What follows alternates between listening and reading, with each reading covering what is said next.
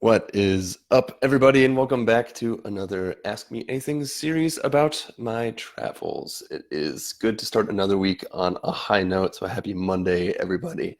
And we're going to dive right in because I have a lot to say today. So we just had the story about the King of Bus and me and Jackie's very traumatic experience through Laos with food poisoning.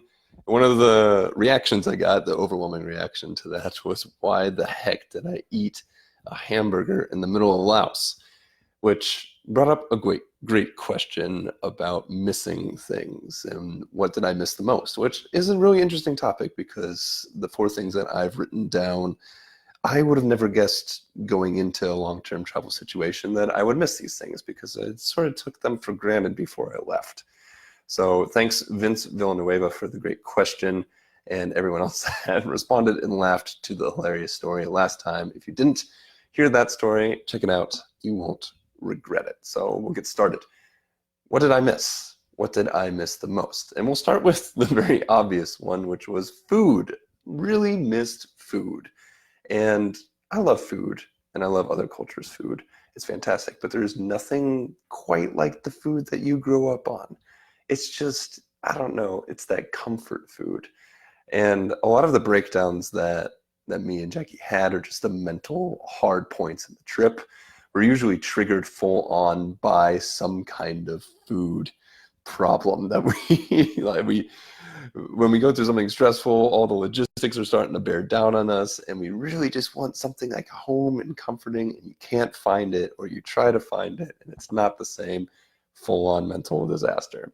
So food is actually a really important part to your mental health. I didn't realize this before I left. And finding stuff that's even close or remotely similar to what you grew up on or something that's very comfortable for you is really difficult. It can be very difficult to find that comfort food. So for me, especially in that hard moments like getting the Laos, trying to find the hostel and it being ransacked. Okay, it was a long travel day. We had to change gears, find this other hostel. It wasn't quite the hostel we were expecting, but they were cooking something that reminded me of home. And a good hamburger just really sounded great and comforting at that time. Unfortunately, it did not work out that way. So number one, food from back home. It's hard when you're away from it from that long. Number two, I would have to say the space that like my own space, and that can include the bathroom, that can include the bedroom, that can include just having your bed, having your kitchen, having your anything. It was in very short supply. Even when we would rent places or spoil and get a hotel, that wasn't our space. Nothing was our space. And the constant moving and into new situations where you don't know where the forks are, you don't know where the glasses are, you don't know exactly where you're going to sleep at night. And it may be good, it may be bad, or not bad, but just not ideal. And not knowing where you're going to really do your laundry or how you're going to do your laundry. You're going to have to do it in the sink. You're going to have to do it in the bathtub. Is it going to be a full machine? All those unknowns really rack up and really put a stress on you in the way that I never really would have expected, because I've always had my own space. Even growing up in my own room, I still had my own room, and that's just taken away from you on the trip. And wow, it makes a huge difference having your own space, because you can relax there. It was a huge stress on the road, especially at the end. In the beginning, it was still pretty good. It was still kind of on the high of travel, but when it turned into that lifestyle mode, constantly switching, this isn't mine. This is someone else's. I have to respect it, and it's harder to relax in those spaces than it would be your own space. So number two would be my space, which brings us to number three. Well, friends and family, of course, but I think it goes a little bit deeper than that. So number three is another thing that I took for granted before I left, which was the language. Most of the world does speak English now. It's really not that hard to communicate between people, even with miming. But there's a whole different level when you start talking about your specific language to your region. When I first went over, my German relatives really had a hard time understanding my fast American accent. They're used to an English accent, which has more of a cadence to it and more of a rhythm. Well, we're a little bit flatter and we speak faster. And also we have a bunch of slang. So I'm talking in my Midwest slang and no one could understand me. And actually that's a way that me and Jackie tried to communicate without people eavesdropping on us. We would talk in very heavy Midwestern accents and Midwestern slang because people just, they learn English, they don't learn Midwest American English.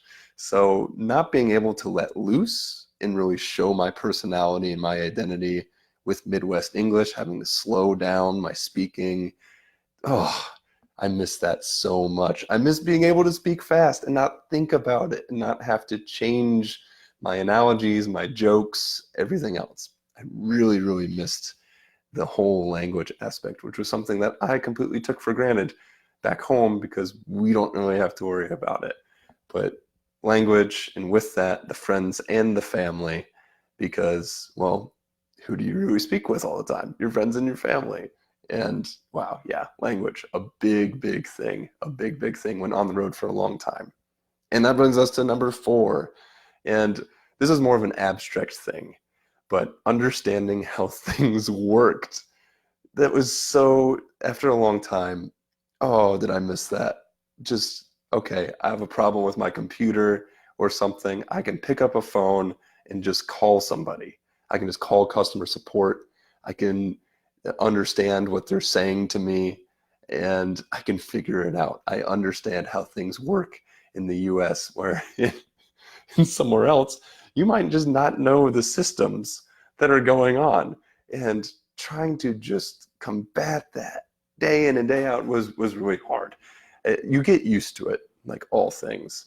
But just this, when simple things take a long time to figure out, going to the bus stop or even addresses. Addresses was a problem for us because sometimes there was multiple addresses.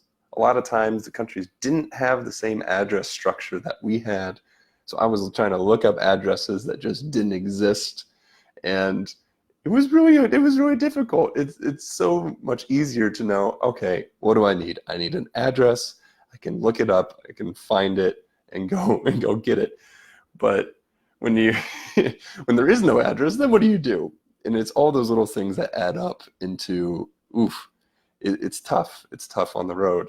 And I really, really miss just, the little details in our lives that you understand. You can understand what's happening and you can understand what's going on. So those were the 4 things that I really, really missed and took for granted before I left on my trip. And just to sum up, food, that home style cooking, Midwest potatoes, hamburgers, oh, so good. The bed, the laundry, my space, just my space in general. When I was on the road for that long time, especially those last 4 months, space was so important. My friends, my family, but also the language. Being able to talk really fast in an American accent was something that I very rarely got to do, especially a Midwestern American accent. I really, really missed being able to communicate that way. And then 4th, just understanding how things worked. Oh my goodness, it's so great being back for that reason. I know how everything works. So those are 4 things. Look for that in your own life, I would say. Or do these things come up? Is there any way to improve these 4 things? For me, it was really, really, stark when I came back, when I had these 4 things back. And it really enriched my life in a long way, or in a big way, in a really, really big way. So think about it. How can you make these 4 things better in your life, or, be grateful for them, to have them in your life? So that's it for me. Have a great Monday.